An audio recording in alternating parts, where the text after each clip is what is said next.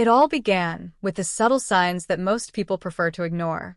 A phone face down on the table, late-night messages answered with half-hearted explanations, the sudden, unexplained distance that crept in between conversations. At first, I convinced myself I was imagining it. I told myself that relationships went through phases, that sometimes people became preoccupied with work or stress, or the hundreds of little distractions that life throws in the way. But deep down, I knew. There's a shift in the air when someone who once looked at you like you were their entire world suddenly begins to glance past you, their mind already somewhere else. The truth revealed itself in fragments. A name saved under a false label, a receipt for a dinner I never attended, the faint perfume of someone else's presence clinging to his jacket. I wasn't the type to snoop, but when the pieces were laid out so clearly, I couldn't ignore the picture they painted. And once I saw it, once I knew for certain that the person I trusted had decided to betray me, something inside me hardened.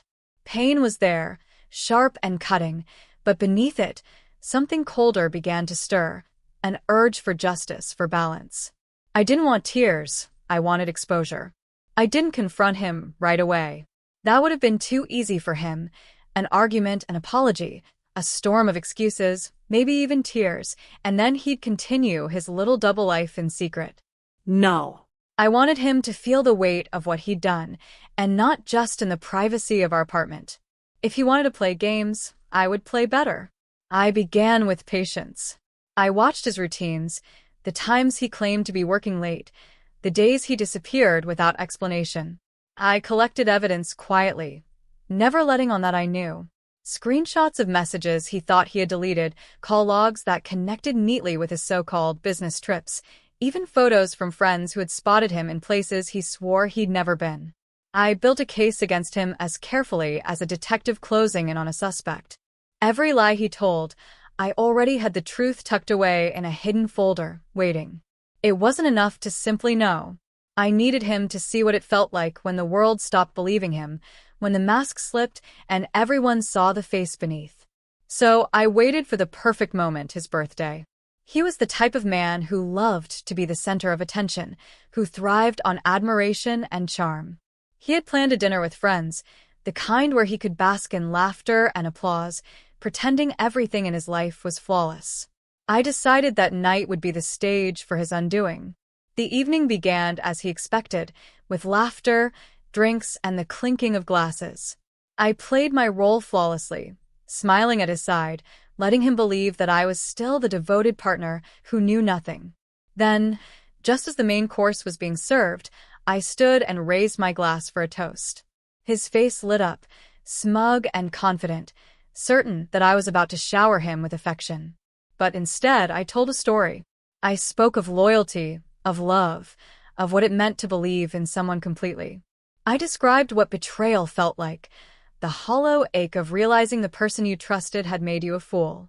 The room grew silent. Eyes shifted uneasily. Glances darted toward him. And then I laid the evidence out piece by piece.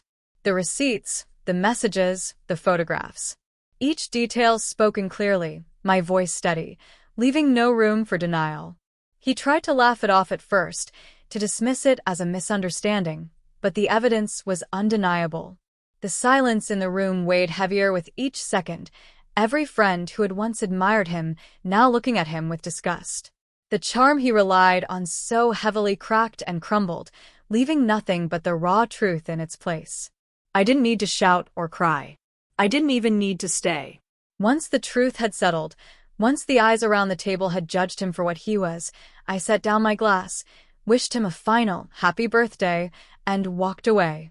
Behind me, I could hear the whispers beginning, the questions, the unraveling of the carefully constructed lies he had told not only to me, but to everyone else.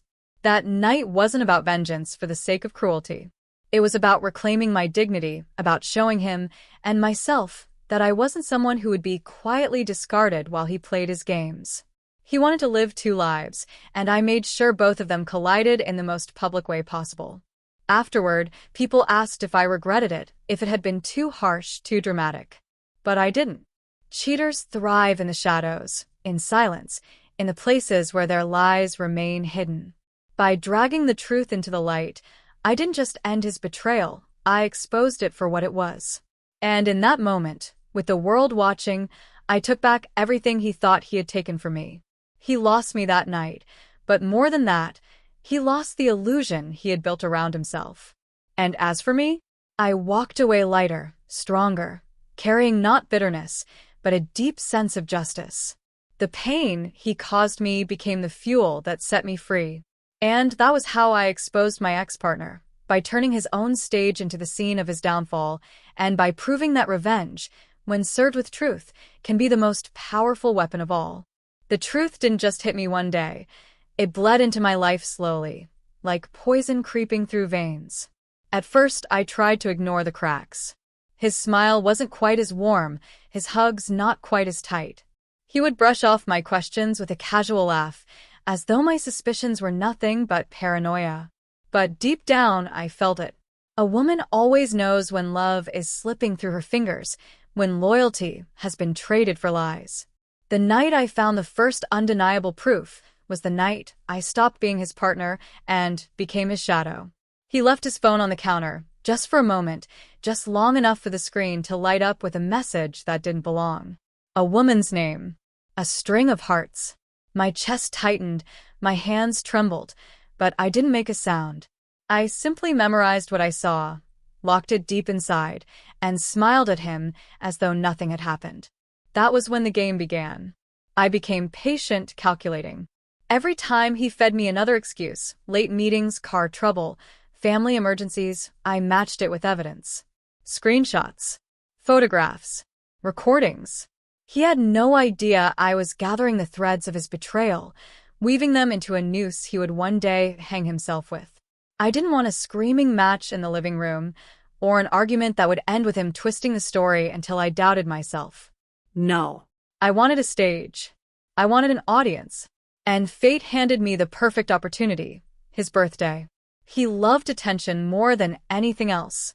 He loved to charm, to show off, to stand in the spotlight as if the world revolved around him. So when he invited all his friends to a dinner celebration, I knew exactly what I would do. I kept my smile soft, my voice sweet, playing the role of the adoring partner. Inside, though, every step, every word was part of my plan. The restaurant glowed with warm light that night. Laughter filled the air. Glasses clinked, plates clattered. He was radiant, sitting at the center of it all, soaking up admiration like a greedy sponge. I sat beside him, silent but watchful, my heart pounding with anticipation. He thought the night belonged to him, but it was mine. When the time came for a toast, I rose slowly, glass in hand. His eyes shone with arrogance, convinced I was about to praise him, to shower him with love in front of everyone. Instead, I began with a story. Love, I said, is built on trust, on loyalty, on the belief that the person you've chosen will choose you in return. My voice carried across the table, steady and sharp. At first, people smiled, nodding, but then I let my words twist. And betrayal is when that belief is shattered, when promises are broken in secret and love is traded for lies. The smiles faded. The room stilled. He shifted in a seat, his grin faltering. I reached into my bag and laid down the evidence, like cards in a winning hand. The screenshots, the receipts, the photos. His face drained of color as the truth unfolded piece by piece, every lie he had told now unraveling in front of his closest friends. He stammered. He tried to laugh. He tried to charm his way out, but there was no escape. The evidence was too clear, too damning. Eyes that once adored him now narrowed in disgust. Whispers filled the air, judgment sharp and merciless. His empire of lies crumbled before him, and there was nothing he could do but watch. I didn't scream. I didn't cry. I didn't even raise my voice. I let silence do the work, let the weight of truth bury him deeper than anger ever could. When the moment was right, I set down my glass, looked him in the eye, and said softly, "Happy birthday." Then I walked out. The air outside was cool against my skin, cleansing, liberating. Behind me, his world fell apart. I didn't need to see it to know. He would spend weeks, months, maybe years trying to recover from the humiliation, from the exposure of who he truly was. And I was free. I left that night without bitterness, without regret. What he had taken from me, my trust, my love, my peace, I had reclaimed by burning down the illusion he lived in. Revenge wasn't about hurting him. It was about showing him that I would not be made a fool, that my silence had power, that my truth was stronger than his lies. And in the end, I didn't just expose my ex-partner. I destroyed the mask he wore for the world, leaving him naked in the light of his own deceit. That was my revenge. Not loud, not violent, just inevitable.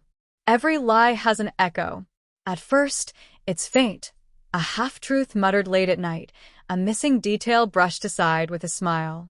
But the more lies a person tells, the louder the echoes become, until the entire relationship is filled with the hollow ringing of dishonesty. That's what it felt like with him. Even when he was laughing, even when his arm was wrapped around me, there was an emptiness behind it all, a hollowness that gnawed at me until I couldn't ignore it anymore.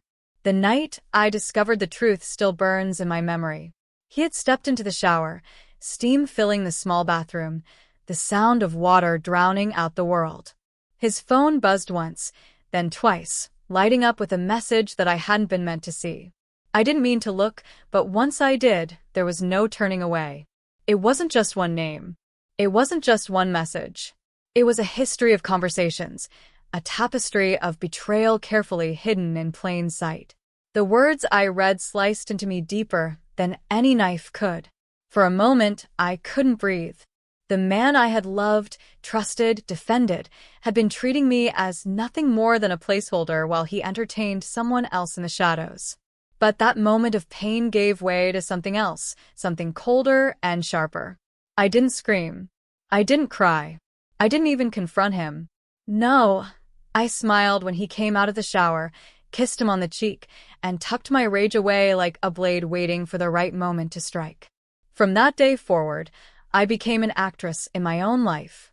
To him, I was still the supportive partner, the one who laughed at his jokes, who asked about his day, who played along with the charade. But in the quiet hours, I turned into something else, an investigator, a strategist, a woman with a mission. I dug deeper. I followed the trails he thought he had covered. I took screenshots, I saved voice messages, I pieced together timelines until I had a story so airtight he wouldn't be able to wriggle out of it if he tried. And oh, he would try. I knew that much. Men like him always do. They deny, they charm, they twist the truth until you don't know which way is up. But I wasn't planning to give him that chance. I waited. And with each passing day, my plan became sharper, clearer. I wasn't just going to leave him. That would have been too merciful. I wanted him to taste the weight of his own lies. I wanted the mask he wore to crack in front of everyone who admired him. He had betrayed me in secret. I would reveal him in public. The stage presented itself in the form of his birthday dinner, a grand evening he had organized himself, inviting friends, colleagues, and anyone whose attention could feed his ego. He walked into that restaurant like a king, unaware that his crown was already slipping, unaware that the kingdom he thought he ruled was about to collapse under the weight of truth. I remember every detail of that night. The golden glow of the chandeliers, the clinking of glasses, the bursts of laughter. He thrived in it, soaking up every glance, every compliment, every toast. And I, sitting quietly at his side, let him. I let him think the night was his. Until it wasn't. When dessert was being served, I stood. My hands didn't shake. My voice didn't falter. I raised my glass, and he leaned back in his chair with that smug, expectant smile, believing I was about to glorify him in front of everyone. Instead, I began with love, what it means, how it feels, what it demands. I painted the picture of a relationship built on trust. And then I shattered it. I spoke of betrayal, of lies, of deception dressed as devotion. The room grew quiet. Eyes turned toward me, then toward him. He shifted uncomfortably, his smile cracking at the edges. That's when I laid down the evidence. The messages. The photos. The receipts. Every carefully hidden secret was now illuminated beneath the harsh light of truth. He tried to interrupt, to laugh, to wave it off as a joke, but the room wasn't laughing. No one was. The silence was deafening. His friends, his colleagues, the very people he had wanted to impress were now staring at him as though he were a stranger. His carefully polished image shattered in an instant, and he was left exposed, small, pitiful, weak. I didn't drag it out. I didn't need to. The damage had been done. I set my glass down, looked him dead in the eye, and whispered, "Happy birthday." Then I turned and walked out, leaving him in the ruins of his own making. The air outside was cool and sharp, carrying with it a sense of freedom I hadn't felt in months. Behind me, he was left to face the wreckage, the whispers, the judgment, the collapse of the illusion he had built. That was my revenge. Not through screaming or fighting, but through truth. Through exposure. Through stripping away the mask he had used to deceive me and showing everyone exactly who he was. And as I walked away, I felt no regret. Only power. Because the greatest revenge on a cheater isn't anger, it's watching them burn in the fire they lit themselves.